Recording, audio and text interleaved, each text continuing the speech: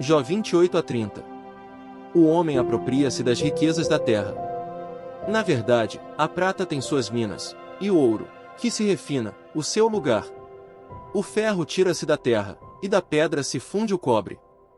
Os homens põem termo à escuridão e até aos últimos confins procuram as pedras ocultas nas trevas e na densa escuridade.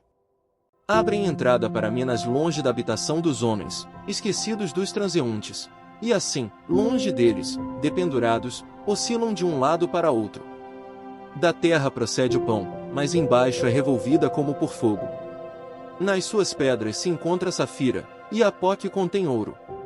Essa vereda, a ave de rapina a ignora, e jamais a viram os olhos do falcão. Nunca a pisaram feras majestosas, nem o leãozinho passou por ela.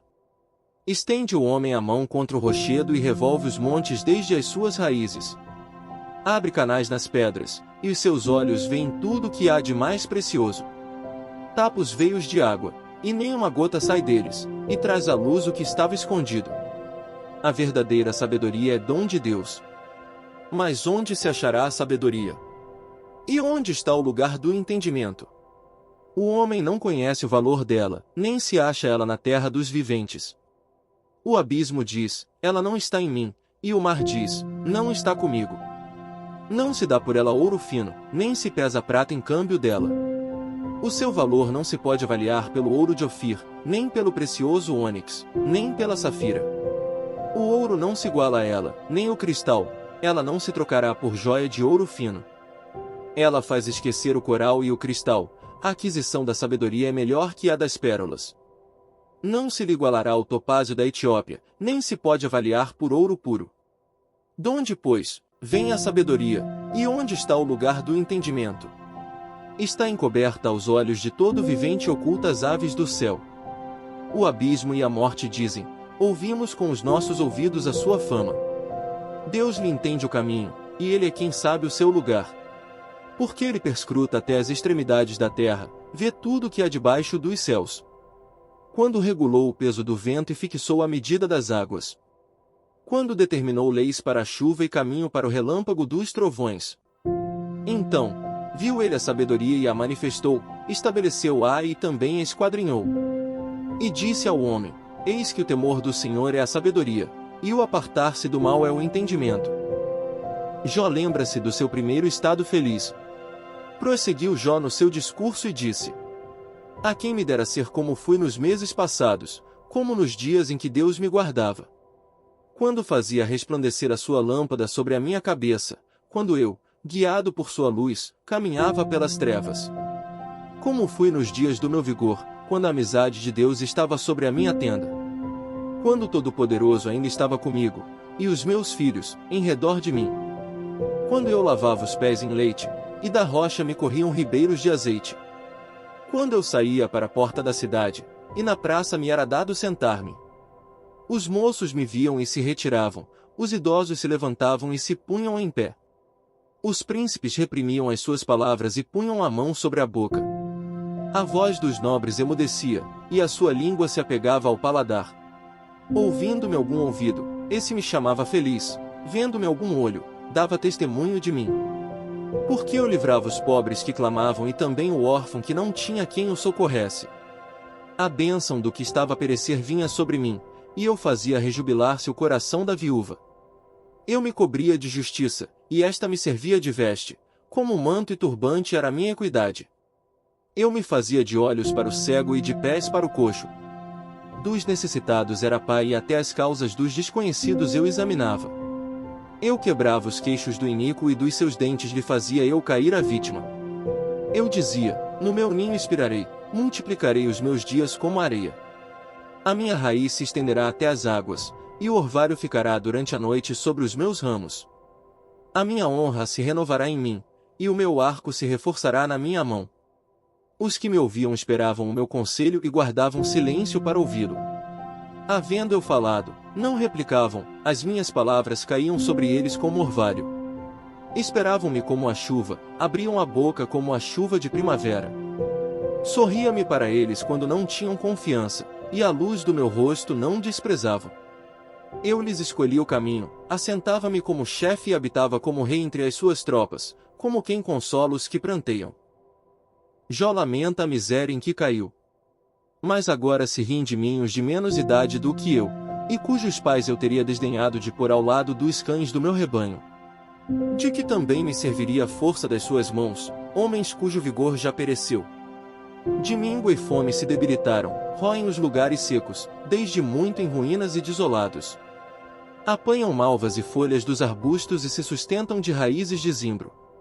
Do meio dos homens são expulsos, grita-se contra eles, como se grita atrás de um ladrão. Habitam nos desfiladeiros sombrios, nas cavernas da terra e das rochas. Bramam entre os arbustos e se ajuntam debaixo dos espinheiros. São filhos de doidos, raça infame, e da terra são escorraçados. Mas agora sou a sua canção de motejo e lhes sirvo de provérbio. Abominam-me, fogem para longe de mim e não se abstêm de me cuspir no rosto. Porque Deus afrouxou a corda do meu arco e me oprimiu, pelo que sacudiram de si o freio perante o meu rosto. À direita se levanta uma súcia, e me empurra, e contra mim prepara o seu caminho de destruição. Arruinam a minha vereda, promovem a minha calamidade, gente para quem já não há socorro. Vêm contra mim como por uma grande brecha e se revolvem avante entre as ruínas. Sobrevieram-me pavores, como pelo vento é varrida a minha honra, como nuvem passou a minha felicidade. Agora, dentro de mim se me derrama a alma, os dias da aflição se apoderaram de mim.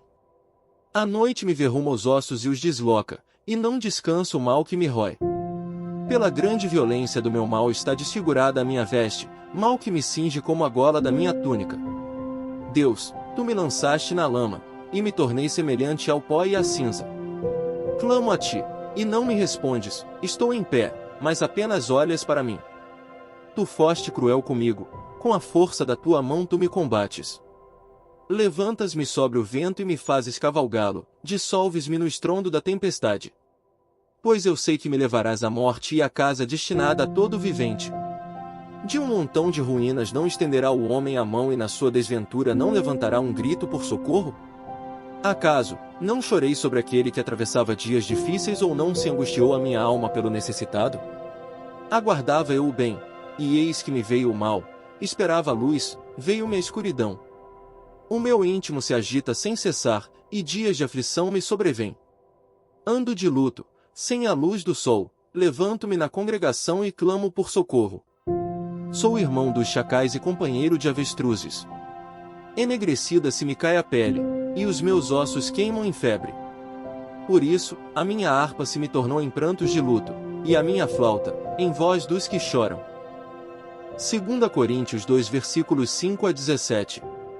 O penitente deve ser readmitido.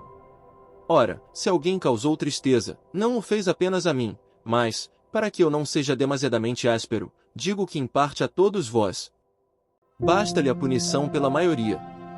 De modo que deveis, pelo contrário, perdoar-lhe e confortá-lo, para que não seja o mesmo consumido por excessiva tristeza. Pelo que vos rogo que confirmeis para com ele o vosso amor. E foi por isso também que vos escrevi, para ter prova de que, em tudo, sois obedientes. A quem perdoais alguma coisa, também eu perdoo, porque, de fato, o que tenho perdoado, se alguma coisa tenho perdoado, por causa de vós o fiz na presença de Cristo. Para que Satanás não alcance vantagem sobre nós, pois não lhe ignoramos os desígnios. A intranquilidade de Paulo não encontrando Tito. Ora, quando cheguei a Trode para pregar o Evangelho de Cristo, e uma porta se me abriu no Senhor. Não tive, contudo, tranquilidade no meu espírito, porque não encontrei o meu irmão Tito, por isso, despedindo-me deles, parti para Macedônia. A vitória de Cristo no ministério apostólico. Graças, porém, a Deus que, em Cristo, sempre nos conduz em triunfo e por meio de nós, manifesta em todo lugar a fragrância do seu conhecimento. Porque nós somos para com Deus o bom perfume de Cristo, tanto nos que são salvos como nos que se perdem. Para com estes, cheiro de morte para morte, para com aqueles, aroma de vida para a vida. Quem, porém, é suficiente para estas coisas? Porque nós não estamos, como tantos outros, mercadejando a palavra de Deus, antes, em Cristo é que falamos na presença de Deus, com sinceridade da parte do próprio Deus. Salmos 42. A alma anela por Deus. Como suspira a corça pelas correntes das águas, assim, por ti, ó Deus, suspira a minha alma.